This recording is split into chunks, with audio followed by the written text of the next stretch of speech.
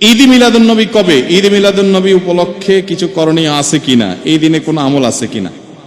ঈদে মিলাদুন নবী মানে হলো নবীর জন্মের ঈদ, আনন্দ। তো ঈদ থাকলে তো ঈদের নামাজ থাকবে নাকি? তো 12 রবিউল আউয়ালকে যদি আমরা ঈদে মিলাদুন নবী বলি, তাহলে ঈদ তিনটা হলো, ঈদ উল ফিতর, ঈদ উল আজহা আর ঈদ মিলাদুন নবী। তাহলে ঈদ উল আজহা, ঈদ উল ফিতরের তো নামাজ আছে আমরা জানি, ঈদে মিলাদুন নবীর নামাজ কখন আছে? কোন নামাজ নাই। তো বোঝা গেল যে আসলে ঈদে মিলাদুন নবী নামে কোন ইবাদতের উপলক্ষ, কোন অকেশন ইসলামের শরীয়তে কোথাও নাই। তবে এটা ঠিক, এই কথাগুলো আমরা বললে আমাদের কিছু ভাই, যারা আমাদেরই ভাই, মুসলিম ভাই, হয়তোবা তারা মনে কষ্ট পান। তারা মনে করেন যে এরা নবীর দুশ্মন, এদের মনের ভিতরে নবীর মহব্বত নাই, নবীর ভালোবাসা নাই। ভাই, নবী সাল্লাল্লাহু আলাইহি ওয়াসাল্লামের জন্ম দিবস উদযাপন করলেই তার প্রতি ভালোবাসা আছে, আর না করলে নাই। এই যোগ বিয়োগ করা এত সহজ, শর্টকাটে হিসাব করার ক্ষমতা আপনারা কে দিছে? এই অধিকার আপনাকে কে দিছে? ব্যাপারটা এরকম হয়েছে যে দেশের প্রতি আমার ভালোবাসা আছে কিনা। আপনি আমার দল করেন, তাই আমি বলবো আপনি দেশপ্রেমিক। আপনি আমার দল করেন না, তা আপনি দেশদ্রোহী। ব্যাপারটা সেরকম হয়ে গেল না ভাই? আমার দেশপ্রেম জাহির করার জন্য আপনার দল করে তাই প্রমাণ করতে হবে, এটা যেরকম অযৌক্তিক, ঠিক একইভাবে নবী করিম সাল্লাল্লাহু আলাইহি সাল্লামের জন্ম দিবস উদযাপন করে তার প্রেম, তার ভালোবাসা জাহির করতে হবে, এটাও এরকম অযৌক্তিক। দেখুন, আমরা একটু ঘাটাঘাটি করি ভাই। আজকাল তো আলহামদুলিল্লাহ অনেক সহজ হয়ে গেছে। আপনি একটু অনলাইনে একটু সার্চ দেন, জন্ম দিবসের জন্ম কবে, জন্ম দিবস উদযাপনের জন্ম কবে। পৃথিবীতে জন্ম দিবস উদযাপনের এই কালচার, এটারও তো জন্ম হয়েছে নাকি? নাকি আদম আলাইহিস সালাম থেকে শুরু হয়েছে? এটাও তো শুরু হয়েছে।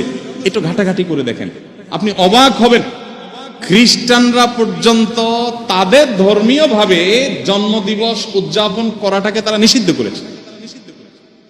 আমরা যেরকম ফতোয়া দেই না, খ্রিস্টানদের ধর্মের মধ্যে ফতোয়া আছে জন্মদিবস উদযাপন করা যাবে না। কারণ এটা যারা করেছে পেগানরা, প্রকৃতি পূজারীরা, তাদের সাথে বিশ্বাসগত বিশাল সংঘর্ষ আছে। কাদের? খ্রিস্টানদের। কালের আবর্তে খ্রিস্টানরাই এসে সেটা আবার নিজেদের গায়ে ধারণ করেছে। তারা এখন তাদের নবীর জন্মদিবস উদযাপন করে। আমরা মুসলমানদের অনেকে বহু পরে এসে, মিশরের এক শাসক, তিনি এসে চিন্তা করলেন খ্রিস্টানরা তাদের নবীর জন্মদিবস পালন করে, তাহলে আমাদের নবীর জন্মদিন আমরা পালন করলে সমস্যা কি? এই শুরু করলেন তিনি, এবং তারপর থেকে এটা শুরু হয়ে গেল। ডক্টর আব্দুল্লাহ জাহাঙ্গীর রহমাতুল্লাহ রাহে বেলায়েত বইতে বিস্তারিত ইতিহাস পাবেন, পড়ে নেবেন। তো আপনি একটু অনলাইনে সার্চ দেন না, তাহলে তো পেয়ে যাবেন এই জন্ম দিবসের উদযাপনের জন্মটা কবে থেকে। আমাদের প্রিয় নবী সাল্লাল্লাহু আলাইহি সাল্লাম নিজে তার জন্ম দিবস উদযাপন করেছেন? যদি করে থাকেন তো বছরে প্রতিদিন, প্রতি বছর 12 রবিউল আউয়াল তিনি বেঁচে ছিলেন 63 বছর। এই 63 বছরে প্রতিবার আসছে না? উনি ওনার জন্মদিবস উপলক্ষে এই যে র্যালি বের করা, জশ্নে জুলুস করা বা যাই করি আমরা, উনি কিছু করছেন কিনা? উনি নিজের, ওই যে কি একটা কথা আছে না, যার বিয়ে তার খবর নাই, পাড়াপড়শির। ওনার নিজের জন্মদিবস উনি উদযাপন করলেন না, ওনার 4 খলিফার কেউ করলেন না, কোন সাহাবী করলেন না। আমরা মহব্বত জাহির করার জন্য ওনার জন্মদিন উদযাপন করি। ব্যাপারটা কেমন হয়ে গেল? আল্লাহ আমাদের ভাইদেরকে সঠিকটা বোঝার তৌফিক দান করছেন। তারা নবী সাল্লাল্লাহু আলাইহি ওয়াসাল্লামের মহব্বতই হয়তোবা করছেন, তাদের প্রতি তাদের যে আবেগ আছে, তাদের যে নবীর প্রতি ভালোবাসা আছে, ভালোবাসাটাকে আমি শ্রদ্ধা করি, কিন্তু ভালোবাসা প্রকাশের পদ্ধতিটা অবশ্যই কি হতে হবে? সঠিক হতে হবে। অতএব ঈদে মিলাদুন নবী নামে আলাদা কোনো অকেশন, ইবাদত হিসাবে এরকম কোনো কিছু শরীয়ত রাখে নাই, এবং এটা না সাহাবায়ে কেরাম, খোলাফা রাশিদা কারোর মধ্যে এর কোন নজির ছিল।